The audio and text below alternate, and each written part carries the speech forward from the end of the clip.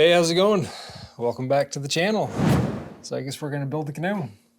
Yep. We're gonna do a canoe build. Yep, in the snow. Yeah, I'm tired of waiting for warmer weather. Yeah, I guess if we wait for the weather up here, we wouldn't do a thing. So the heck with it. We're just gonna go for yeah. it.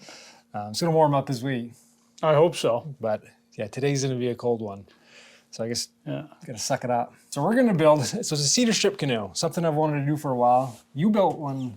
Must be what, 25 years ago? Yeah, the early 2000s. I'm thinking around 2002 or 2003 that I built it. So something I always wanted to do. We're both pretty big DIYers. Yeah, we like to build stuff, like to make stuff. Yeah, tie our own flies. You build fly rods. Yeah, and you know, probably the biggest goal I want to achieve with this, I guess it's going to be a series of videos, is, you know, I'm not an expert woodworker, and I'm not here to teach anyone woodworking skills, but I guess more importantly, that you can pretty much do anything that you set your mind to. It's not hard. It's not rocket science.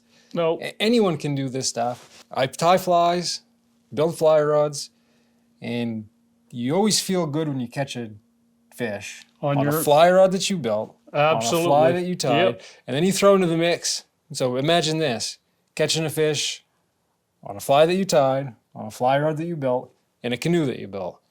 So there's a satisfaction that you get from that that you just don't get anywhere else. So that's something I wanted to do for a while. So we're going to do a canoe build, and you can follow along with the whole process. The whole process.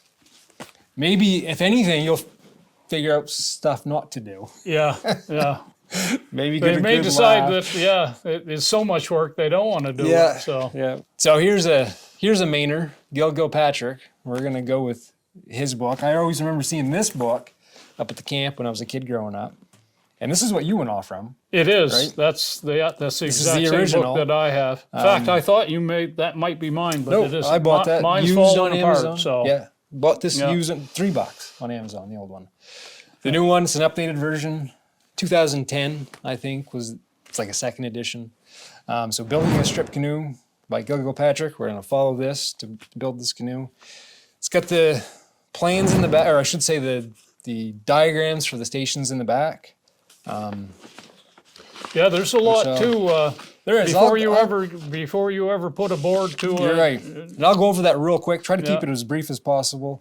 But as you go along, you'll see exactly how it goes. But forget how much this book was. I'll put a link in the description below. So Gilpatrick's Mainer. He was a resource teacher at Skowhegan, I believe. Yep. Votech, I think. Yeah. Yeah. I think he's built like 500 plus cedar strip canoes. Yeah. Just to give a quick overview on what goes into it. So basically what we're gonna do today is it starts with you gotta have a form. You gotta have a good foundation, because that's basically anything that's lacking there is gonna be translated into the canoe. Right. So we're gonna build what's called a strongback. Basically looks like a ladder that our stations are gonna go on, which will be the form for the canoe that our cedar strips are gonna go over. So there's a lot of prep work into building a canoe. Yeah. Like I say, before you ever get to it. Before you even start building the canoe. So like today we built just some real quick sawhorses. I got a bunch of these sawhorses that I build. Wicked easy to build. So we threw those together, you know, kind of like a disposable sawhorse. So we're gonna start with, we got some 3/4 inch plywood that we're gonna build the strongback out of. 1 4x8 sheet. I can get 8 5.5 inch strips of 3/4 inch plywood. We're gonna laminate those together. Okay, so you can do 2x6s. I think the problem. So the problem with doing 2x6s, it's hard to find good straight 2x6. true 2x6s. Yep.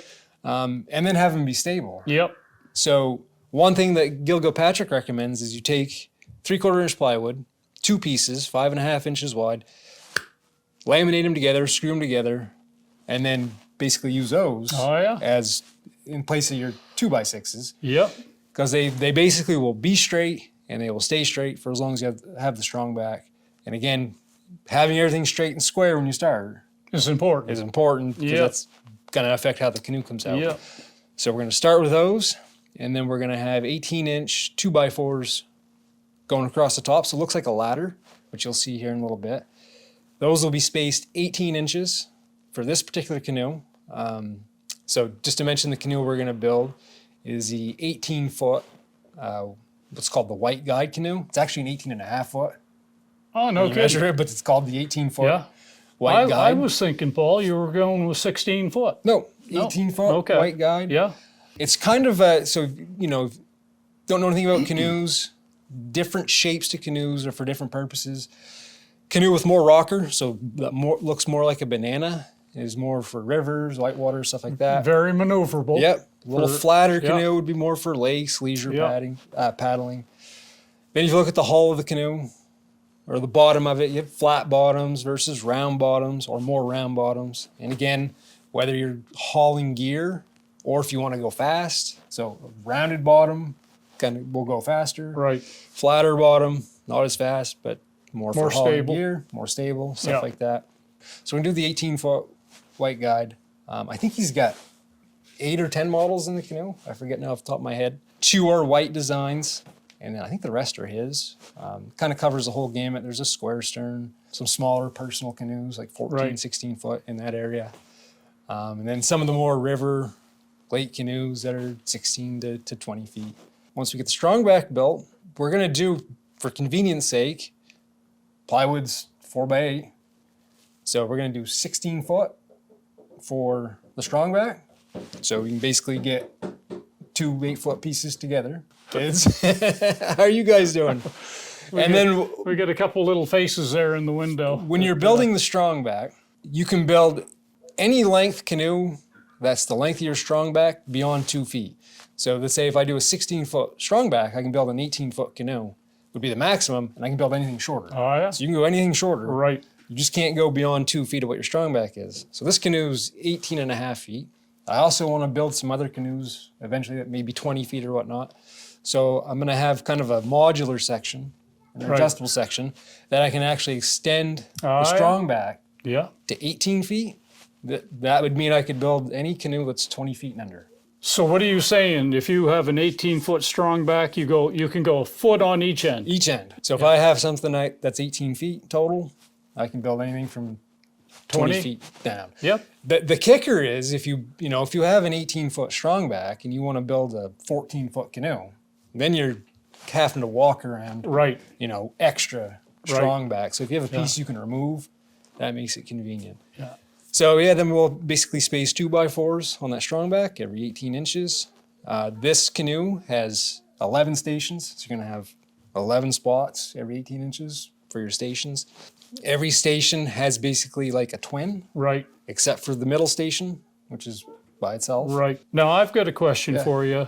Can you use those stations for different size canoes? No. You can't lengthen that out and make He's got some directions on there on how to if you want to kind of adjust the length. So he doesn't really recommend it. Right. So stations are specific for the design. Okay. And even I believe in the book he explains that the 18.5 foot or the 18-foot white guide and the 20-foot white guide, it's not the same design, just extended. Right. They're their own design. Exactly.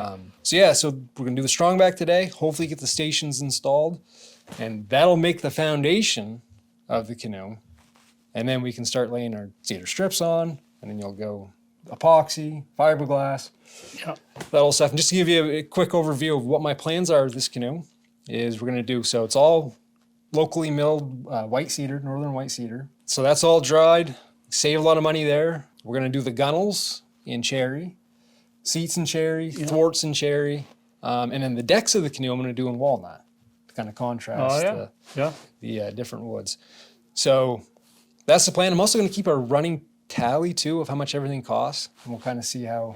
A running tally of your time? Well, that's the kicker with the whole thing. You can build a canoe probably pretty cheap. I think the most expensive part is going to be the fiberglass and epoxy. Yes, that is the most stuff like that. Yeah, the epoxy and fiberglass. So whatever dollar amount you have for materials, get a lot of time. Once you figure your time into it, your time is worth something. It's going to be another story. Yeah. No, it's been so long. Like I say, Paul, I have done it from start to finish. I didn't build a Strongback, but in the stations, it's time consuming. It is. And I got pretty ambitious goals with it. Probably 90 degrees by the time we finish this. It'll be warm. No, it may be 30 below by the time I finish it. Yeah, into next winter. Next winter. Yeah. Yeah, let's get to it.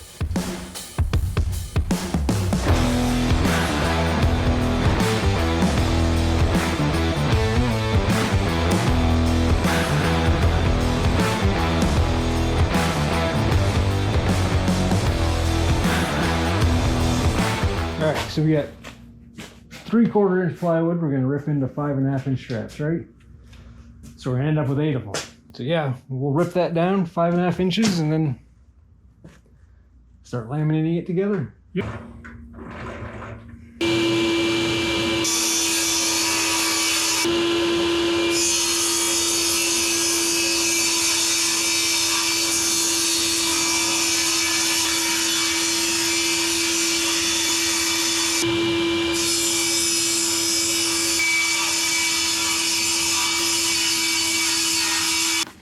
All right, so we got our 8 3/4 inch plywood stripped down to 5.5 inches.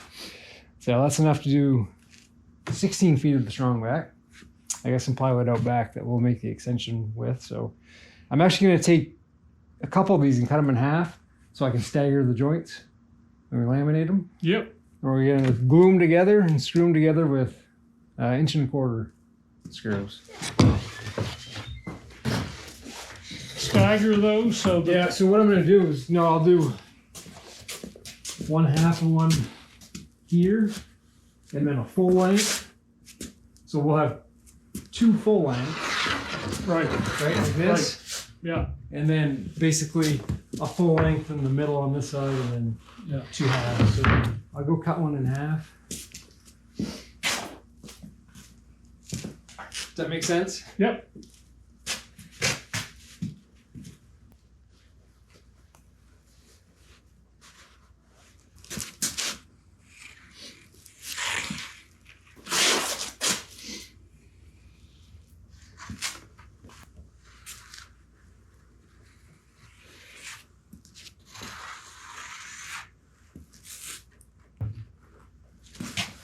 Sure you get that straight there, Paul.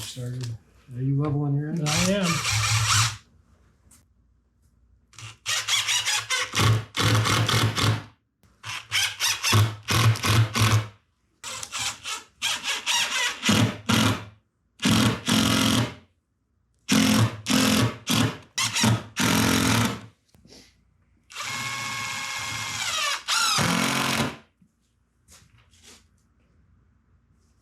You're going to put that 4-foot section right on here, Paul? Yep.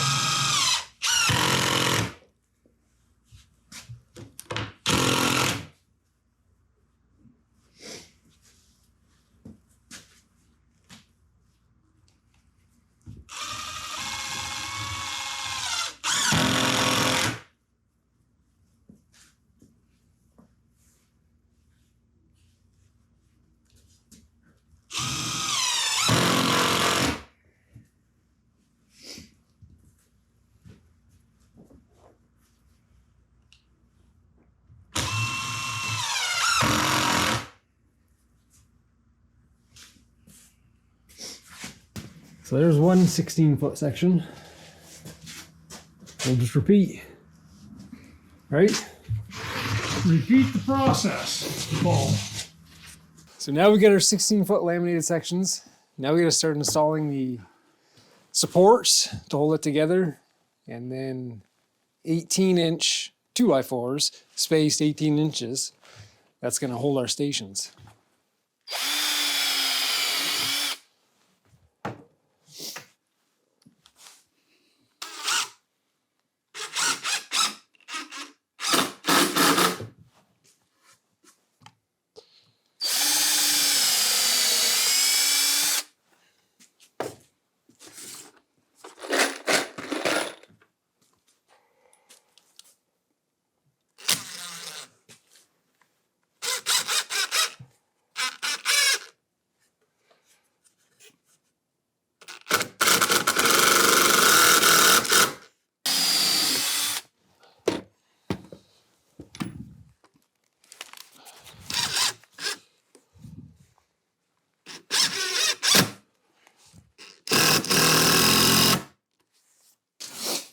So there's this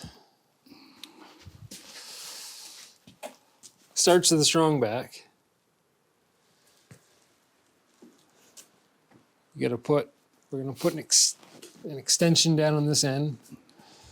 And you add one more station to Paul? Yeah. So we've got 10 of them on right now. Yeah. There's 10 on right now. The 11th will be on the extension, so that'll put us at 18 feet long. And then just some additional bracing inside of it. Yep. Sturdy it up. Put the stations on and start building. Make it sound pretty easy, huh? Yeah. Just simple, just like that. Cutting the stations out won't be, that'll be a time-consuming. That'll take a month. Where things are going. Yeah. Definitely will be two pieces of plywood, is that going to give you 11? That's what they say. Okay. We'll see.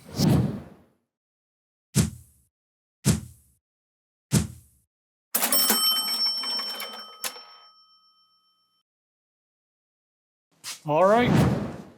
I guess that's it for today. Dad's tired out. Tired and cold and hungry. That's a bad combination. Yeah. That's a bad combination for an old man. And it's cold. It is cold. So call it good for today. Probably gonna be around tomorrow at all? Yeah, it's Easter tomorrow, but maybe later.